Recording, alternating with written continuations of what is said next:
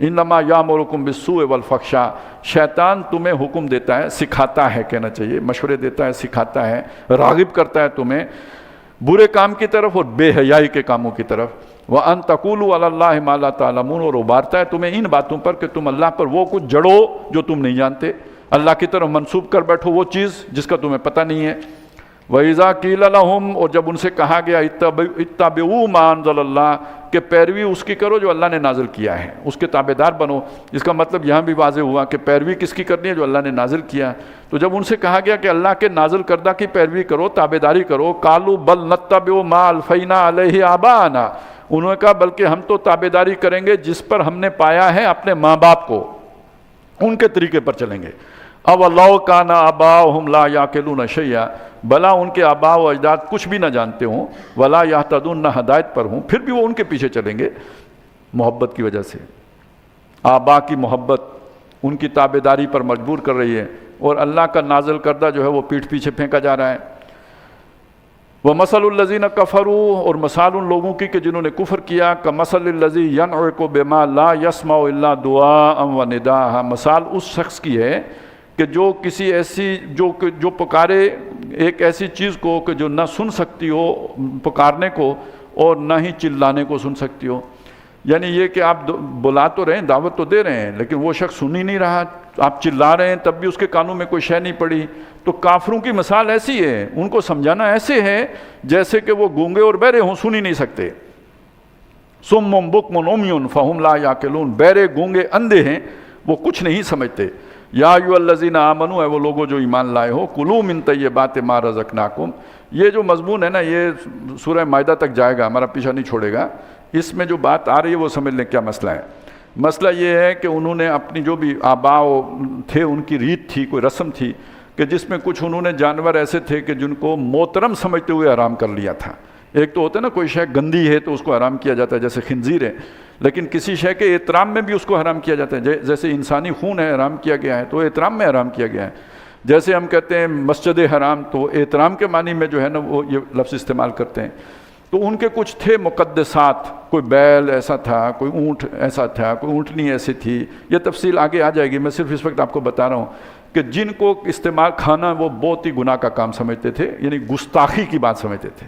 اب شریعت میں اس کا کوئی گنجائش نہیں تھی، کہا کھاؤ، تو وہ پرانے احترام کی وجہ سے کھانے میں ہچکچاہٹ محسوس کرتے تھے۔ تو اللہ تعالیٰ بار بار کہہ رہے ہیں کہ کھاؤ بھائی، اس میں تمہیں کیا مسئلہ ہے، جیسے کھانا چاہیے جو اللہ نے طیب چیزیں تمہیں دی ہیں، ما رزقناکم واشکروا للہ، اور اللہ کے شکر گزار بنو، ان کنتم ایاہ تعبدون، اگر تم اس ہی کی عبادت کرتے ہو۔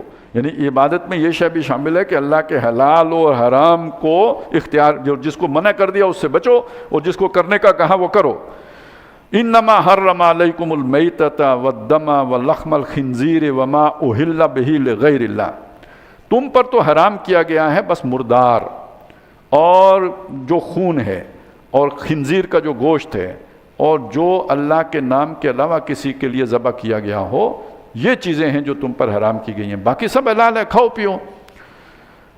فمن اضطر غیر باغ ولا عاد، اس میں بھی اگر کوئی مجبور ہو جائے، بھوک سے مرنے لگے اور حلال میسر نہ ہو، مجبوراً یہ جو حرام چیزیں ہیں ان میں سے بھی کھا سکتا ہے۔ شرطیں دو ہیں، ولا عاد غیر باغ ولا عاد، وہ نافرمانی کرنے والا اور زیادتی کرنے والا نہ ہو، خوب جو جیسے پیٹ بھر کے نہ کھائے، اور یہ کہ نافرمانی اللہ کا حکم توڑنے کا ارادہ نہ رکھتا ہو، تو وہ اس میں سے ضرورت کے مطابق کھا سکتا ہے۔ فلا اسم علیہ، اس پر کوئی گناہ نہیں ہوگا۔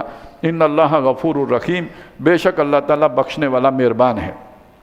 ان الذین یکتمون ما انزل اللہ من الکتاب، یہ دیکھیے اب پھر وہ یہودی یہ کام کرتے تھے، انہی کا ذکر آ گیا۔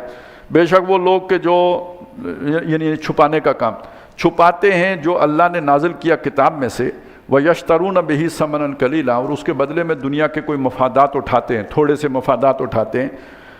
اولئک ما یاکلون فی بطونہم، اپنے پیٹوں میں نہیں بھر رہے ہیں، الا النار، مگر آگ بھر رہے ہیں۔ ولا یکلمہم اللہ یوم القیامہ، اور قیامت کے دن اللہ تعالیٰ ان سے کلام نہیں فرمائے گا۔ ولا یزکیہم، نہ ان کا تزکیہ کرے گا۔ ایک تزکیہ دنیا میں ہونا ہے، لیکن کامل تزکیہ جا کے آخرت میں ہونا ہے، تو ان کا اللہ تعالیٰ وہاں پہ تزکیہ نہیں فرمائے گا۔ وَلَهُمْ عَذَابٌ عَلِيمٌ، اور ان کے لیے دردناک عذاب ہے۔ اولئک الذین اشتروا الضلالۃ بالہدی، یہ وہ لوگ ہیں کہ جنہوں نے ہدایت کو بیچ کر گمراہی کو خریدا ہے۔ والعذاب بالمغفرہ، اور عذاب کو خریدا ہے بخشش کے بدلے میں. فما اصبرہم علی النار، یہ آگ کے اوپر کتنا صبر کرنے والے ہیں. یہ ایک جو انداز ہے جو ان کے اوپر کہ یہ گویا آگ کی انہیں پرواہ نہیں ہے، اس پر صبر کرنے والے ہیں. ذالک بان اللہ نزل الکتاب بالحق، اور یہ ان کو سزا اس لیے ملے گی کہ اللہ تعالیٰ نے کتاب حق کے ساتھ نازل کی. یہ فیصلہ کن کتاب ہے، اس کو ماننے اور نہ ماننے سے بڑا نتائج نکلتے ہیں. ایک جنت میں جائیں گے، دوسرے دوزخ میں جائیں گے. ذالک بان اللہ نزل الکتاب بالحق وان الذین اختلفوا فی الکتاب، اور بے شک جو لوگ کتاب میں اختلاف کرتے ہیں لفی شقاق بعید، وہ بہت دور کی گمراہی میں پڑے ہیں. اب ایک پھر ویسی آیت آ گئی ہے جیسے ابھی ہم نے پڑھی تھی، آیت الآیات تھی. یہ آیت البر ہے، نیکی کی حقیقت اس میں بیان کی گئی ہے کہ اصل میں نیکی کیا ہے. دیکھیں جیسے محبت کا جذبہ ہے، جیسے شکر کا جذبہ ہے، ایسے ہی ہر انسان کے اندر اللہ تعالیٰ نے نیکی کا جذبہ بھی رکھا ہے. اور اگر اس کا تصور واضح نہ ہو نیکی اصلاً کس کو کہتے ہیں، تو کوئی تھوڑا سا کام کر کے بندہ یہ سمجھ لیتا ہے کہ میں بھی نیک ہوں، تو برائی کرنی پڑتی ہے، چلیں یہ نیکی کا کام بھی کرتا ہوں. ہمارے ہاں کیسے کیسے تصورات ہیں کہ ہم کس کو نیک کہتے ہیں. عام طور پہ یہ سمجھا جاتا ہے کہ وہ بڑا نیک ڈاکو تھا. بھائی ڈاکو نیک؟ ہاں بہت نیک ڈاکو تھا، امیروں کو لوٹتا تھا، غریبوں میں بانٹتا تھا. آپ میں سے بھی ہو سکتا ہے کسی کو نیکی لگنا شروع ہو گیا ہو، تو ڈاکو بھی نیک ہوتا ہے. ہمارے ہاں تو فلم سٹار جو ہوتے ہیں وہ بھی نیک ہو جاتے ہیں، مرنے سے پہلے کوئی مسجد بنا کے چلے جاتے ہیں تو نیک ہو گئے ہیں. وہ اپنی حق حلال کی کمائی سے مسجد بنا کے چلے گئے ہیں، نیک ہو گئے. تو اس طرح ہمارے ہاں وہ بڑا نیک جیب کترا ہو سکتا ہے، کیونکہ جیب کتروں کا جو سسٹم ہے اس میں جو آپ نے ہاتھ مارا ہے وہ لا کے استاد کے پاؤں جھولی میں رکھنا ہے، پھر اس نے شام کو بانٹنا ہے. ہو سکتا ہے کسی کا ہاتھ لگے کسی کا نہ لگے. ایک کمیونزم وہاں بھی ہے کہ جو کمائی آپ نے کی ہے لا کے استاد کی جھولی میں ڈالنی ہے، شام کو وہ برابر تقسیم کرے گا. سوشلزم آ گیا ہے. تو یہ اس کی نیکی یہ ہے. اگر وہ ڈنڈی مارے بیچ میں سے، اس نے مارا ہاتھ 2 لاکھ ہاتھ آیا اور استاد کو 50,000 دیا، تو یہ جو ہے نا وہ اب ان کی زبان میں تو نہیں استعمال کر سکتا، لیکن آپ سمجھ گئے نا، یہ نیک جیب کترا نہیں ہے. اسی طرح آپ نے جو اچھل کود کی، رقص کیا، جو بھی کیا، جسم کی شاعری کی، محرم میں کالے کپڑے پہن لیے تو آپ نیک رقاص ہو گئے یا رقاصہ ہو گئے. تو یہ تصورات ہمارے معاشرے میں نیکی کے کیوں پائے جاتے ہیں؟ اندر ایک چبھن ہوتی ہے.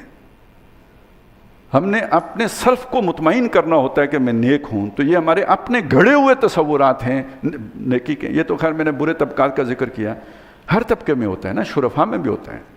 علماء نے نیکی کا یہی تصور رکھ لیا، نماز وقت پہ پڑھو، باقی یہ کہ اور جو کچھ بھی چلنے دو سو چلنے دو. یہ ہمارے جو دوسرے پڑھے لکھے لوگ ہوتے ہیں وہ کہتے ہیں یار دفتر ٹائم پہ آنا چاہیے، باقی نماز پڑھنا نہ پڑھنا ہر آدمی کا انفرادی معاملہ ہے، اور یہ کہ دفتر ڈیوٹی پوری کرنی چاہیے. ہر ایک نے نیکی کا اپنا تصور بنایا ہوا ہے. یہاں سے سمجھیں اصل نیکی کیا ہے. اور یہ اصل میں نیک طبقے ہی کا ذکر. یہ وہ جو تحویل قبلہ ہوا تھا نا، تو جو نیکی کو ظاہر پر قیاس کر رہے تھے علماء یہود، تو انہیں بڑا اچھمبا ہوا کہ یہ تو گویا نیکی سے کے خلاف ہے. تو ان کو بنیاد بنا کر نیکی کی حقیقت بیان کی جا رہی ہے. تو سب سے پہلی بات یہ کی لیس البر ان تولوا وجوہکم قبل المشرق والمغرب، نیکی بس یہی نہیں ہے کہ تم اپنے چہرے مشرق یا مغرب کی طرف پھیر لو. اب آپ یہاں پہ اس کی جگہ پہ رکھتے جائیں جتنوں کا میں نے ذکر کیا. نیکی یہی نہیں ہے کہ تم امیروں کو لوٹ کے غریبوں میں بانٹو، اور نیکی یہی نہیں ہے کہ تم جو ہے نا وہ اپنا نمازیں پڑھتے رہو اور باقی عہد و پیمان کا خیال نہیں نہ کرو، اور نیکی یہی نہیں ہے کہ تم دفتر ٹائم پہ جاؤ لیکن نمازوں کا خیال نہ کرو. ہر ایک کو ادھر فٹ کریں. لیس البر ان تولوا وجوہکم قبل المشرق والمغرب ولکن البر. اب یہاں سے نیکی کی ڈیفینیشن شروع ہو رہی ہے، جامع تعریف. بلکہ نیکی تو اس کی ہے من آمن باللہ والیوم الآخر والیوم الآخر، وہ جو ایمان لایا اللہ پر اور آخرت پر، والملائکۃ والکتاب والنبیین، کتابوں پر اور اس پر فرشتوں پر اور انبیاء پر. ایمان کا ذکر کیوں آیا؟ دیکھیں پہلا مسئلہ یہ ہے کہ جو عمل آپ کر رہے ہیں اس کے پیچھے جذبہ محرکہ کیا ہے، نیت کیا ہے، ارادہ کیا ہے، وہ موٹیویٹنگ فورس کیا ہے. تو وہ ایمان ہونا چاہیے. اللہ پر ایمان کا مطلب کیا ہے؟ نیکی کے جذبے کام کے پیچھے اللہ کو راضی کرنا مقصود ہو. آخرت پر ایمان کا مطلب کیا ہے؟ بدلہ اللہ سے دنیا میں نہیں آخرت میں چاہیے. اور یہ کتاب اور فرشتوں اور رسولوں پر ایمان کا مطلب کیا ہے؟ اس نیکی کو جس سٹینڈرڈ پر ادا کرنا ہے وہ ہے جو انبیاء نے دیا ہے، جو محمد رسول اللہ نے دیا ہے. آپ کے 3 سجدے کرنے سے نیکی نہیں ہو جائے گی، بلکہ نمازی جو ہے وہ فاسد ہو جائے گی. 2 ہی کرنے پڑیں گے. تو یہ نہیں کہ آپ کو جوش چڑھا، آپ نے کوئی وہ جو بم باندھا، پھٹ گئے اور جنت سے بھی آگے نکل گئے، یہ مطلب نہیں ہے۔ جو محمد رسول اللہ نے آپ کے لیے کرائیٹیریا مقرر کیا اس کے اندر رکھ کے نیکی کریں گے تو نیکی ہوگی۔ جذبہ مشتعل ہوا نیکی کا، آپ نے کہا میں ساری زندگی روزے رکھوں گا، یہ کوئی نیکی نہیں ہے۔ آپ کے جذبہ جوش میں آئے، آپ نیکی کے جوش میں آپ نے کہا میں شادی ہی نہیں کروں گا، یہ کوئی نیکی نہیں ہے، یہ رہبانیت جو ہے اسلام میں نہیں ہے۔ وہ معیار محمد رسول اللہ نے دیا ہے، اس لیے پہلے ایمان کا ذکر کیا۔ 3 ایمان ہیں، ایمان باللہ، ایمان بالآخرہ، ایمان بالرسالت۔ ان کا نیکی کی بحث کے ساتھ تعلق میں نے اللہ کی رضا کے لیے، آخرت کے بدلے کے لیے محمد رسول اللہ صلی اللہ علیہ وسلم کی سنت کے مطابق۔ اگلی بات، وَأَقَامَ الصَّلَاةَ وَآتَى الزَّكَاةَ نہیں، وَآتَى الْمَالَ عَلَىٰ حُبِّهِ ذَوِي الْقُرْبَىٰ وَالْيَتَامَىٰ وَالْمَسَاكِينَ وَابْنَ السَّبِيلِ وَالسَّائِلِينَ وَفِي الرِّقَابِ۔ مال خرچ کرنا، مال اس نے دیا، اس کی محبت کے باوجود۔ مال سے محبت کیسے نہیں ہوتی؟ چوری کے مال سے نہ ہو تو نہ ہو، اور یہ کہ کوئی مفت میں مل گیا ہو تو نہ ہو، جو محنت سے کمایا ہو اس سے محبت ہوتی ہے، ہر ایک کو ہوتی ہے، لیکن اللہ کی محبت اس سے شدید ہونی چاہیے، جیسے ہم نے پڑھا۔ تو اللہ کی محبت میں مال کی محبت کو قربان کرنے کا ایک اللہ نے یہ ضابطہ دیا ہے کہ اس مال کو خرچ کرو، اس کی محبت کے باوجود۔ کہاں کہاں خرچ کرو؟ قریبی رشتہ داروں میں سب سے پہلے، جن کو ہم کہتے ہیں یہ تو شریکہ ہیں، ان کو تو دیتے ہی نہیں، سب سے پہلا حق ان کا ذوی القربیٰ، اس کے بعد یتیم ہیں، اس کے بعد مسکین ہیں جو محتاج ہو گئے، وابن السبیل اور جو مسافر ہیں، والسائلین جو سوال کرنے والا ہے، وفی الرقاب اور جو جس کی گردن پھنس گئی ہے، غلام پہلے وقتوں میں تھا، آج کسی تاوان یا چٹی میں آ گیا، یہ سارے ان پہ مال خرچ کرنا۔ یہ دوسرا یہ یعنی آپ اسے کہیں انسانیت کی خدمت یا انسانوں کی خیر خواہی، بھلائی، انسانی ہمدردی، یہ دوسرے، پہلے نمبر پر ایمان، دوسرے نمبر پر یہ بات آئی ہے۔ تیسرا، وَأَقَامَ الصَّلَاةَ وَآتَى الزَّكَاةَ، اور نماز اس نے قائم کی اور زکوٰۃ ادا کی۔ یہ تیسری شق ہے،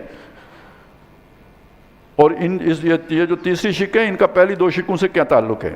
وہ ایمان کی آبیاری نماز کے ذریعے سے ہوگی، اور یہ جو مال خرچ کرنے کی ابتدا ہے یہ زکوٰۃ کے ذریعے سے ہوگی۔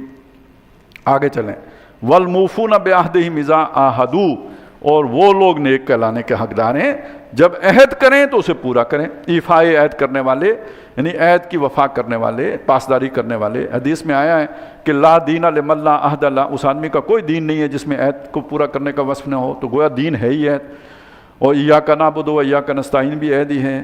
تو یعنی اب اس کو دیکھ لیں، ان تمام انسانی معاملات کا دار و مدار عہد کی پاسداری پر ہے۔ آپ نے کوئی ملازمت کی تو ایک کانٹریکٹ ہے جو آپ نے سائن کیا ہے، آپ نے کوئی کاروبار کیا تو معاہدہ ہے، ہر لین دین ایک معاہدہ ہے۔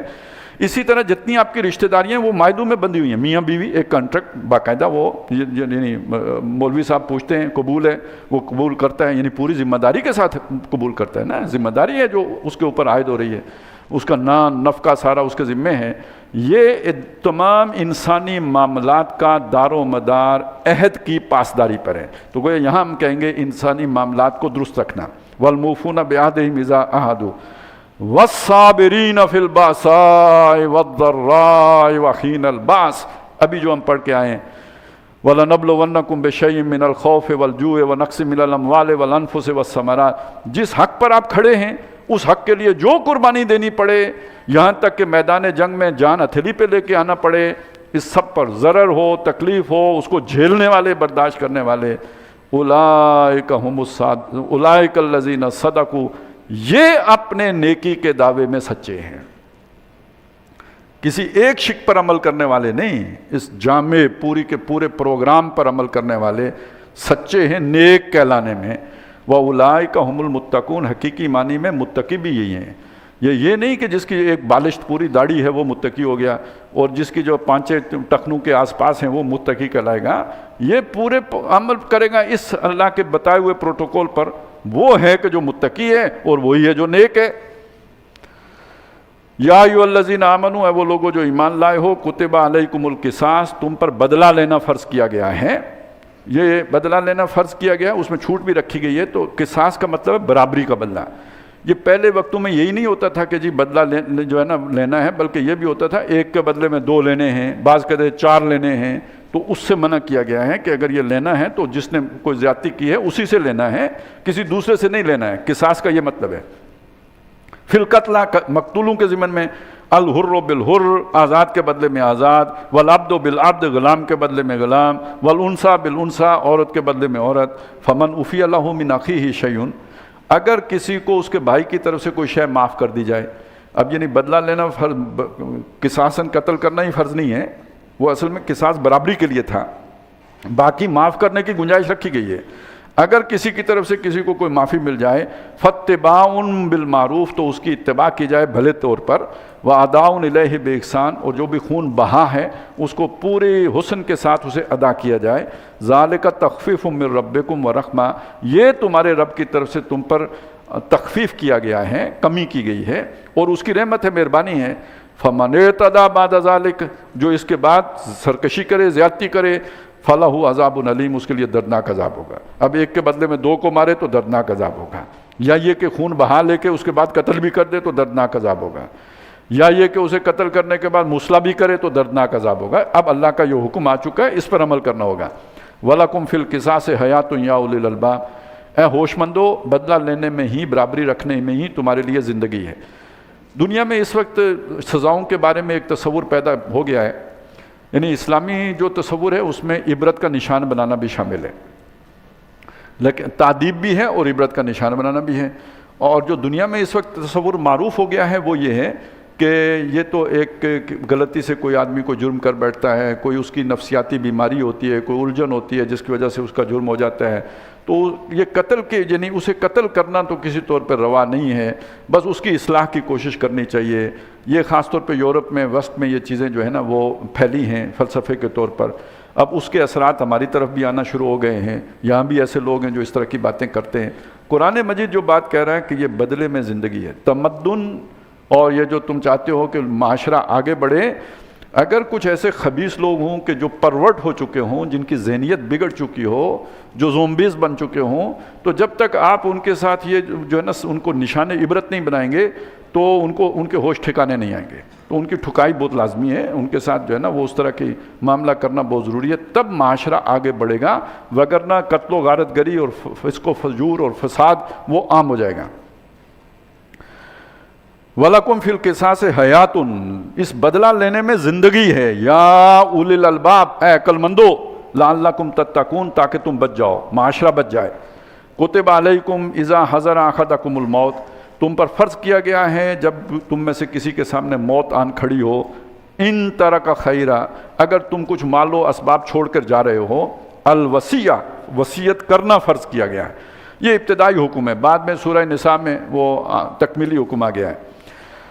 للوالدین، کس کے لیے وصیت کرو؟ والدین کے لیے کرو، والاقربین، اور قریبی رشتہ داروں کے لیے کرو، بالمعروف، بھلے طور پر، انصاف کے مطابق، حقاً علی المتقین، متقی لوگوں کے ذمے ہیں۔ فمن بدلہ بعد ما سمعوا، ظاہر ہے اس زمانے میں وصیت لکھ کے تو نہیں کی جاتی تھی، کسی کو اگر بتا دی اس نے تو وہ وصیت ہو گئی، تو جس نے تبدیل کر دیا سننے کے بعد، وہ تو مر گیا جس نے وصیت کی تھی، جس نے سنا اس نے اس کو بدل دیا۔ فَإِنَّمَا اسْمُهُ عَلَى الَّذِينَ يُبَدِّلُونَهُ، یعنی اس نے ناانصافی کر دی تو جو گناہ ہے وہ اس پر ہوگا کہ جن لوگوں نے اسے تبدیل کیا ہے، مرنے والے پر گناہ نہیں ہوگا، اس نے تو انصاف کے مطابق وصیت کی تھی، یہ بعد والے نے تبدیل کر دیا۔ ان اللہ سمیع علیم، بے شک اللہ سننے والا جاننے والا ہے۔ فمن خاف من موص جنفا، جس کو ڈر ہو جو وصیت کرنے والا ہے اس کے بارے میں کہ اس نے جانبداری سے کام لیا ہے، ایک کو زیادہ دے دیا دوسرے کو تھوڑا دے دیا، او اسمن، یا گناہ کا اندیشہ ہو، فاصلح بینہم، تو وہ ان کے درمیان صلح کرا دے، جو بھی وارث ہے ان کو بٹھائے، اور جو بھی زیادتی ہوئی ہے اس کو ختم کرا کے تو وہ ان کے درمیان عدل سے دوبارہ جو ہے وہ معاملہ طے کرا دے۔ وصیت تو بدل گئی، جو اس کی وصیت تھی اس میں تبدیلی ہو گئی، فلاں اسم علیہ، لیکن یہ تبدیلی من جانب خیر ہوئی ہے اس لیے اس پر کوئی گناہ نہیں ہوگا۔ لیکن یہ پہلے کی بات تھی، جب تک کہ اللہ کی اپنی وصیت نہیں آ گئی، وہ یعنی جب سورہ نساء میں جو آ چکی، اب تو اس کی ضرورت ہی نہیں۔ ان اللہ غفور الرحیم، بے شک اللہ تعالیٰ بخشنے والا مہربان ہے۔ بارک اللہ لی ولکم فی القرآن العظیم ونفعنی وایاکم بالآیات والذکر الحکیم۔ اب 4 رکعتوں کے بعد انشاءاللہ تعالیٰ وقفہ ہوگا چائے کا۔ طرح کے اس حصے میں جہاں مسلمانوں کو جہاد و قتال کی ترغیب دی گئی ہے، وہاں بعض احکامات بھی ہیں شریعت کے جو عطا کیے گئے ہیں، جس میں روزے کے احکامات بھی شامل ہیں۔ تو یہ جو 23واں رکوع ہے اس میں روزے کے بارے میں سارے جملہ احکام ایک ہی رکوع میں بیان کر دیے گئے ہیں۔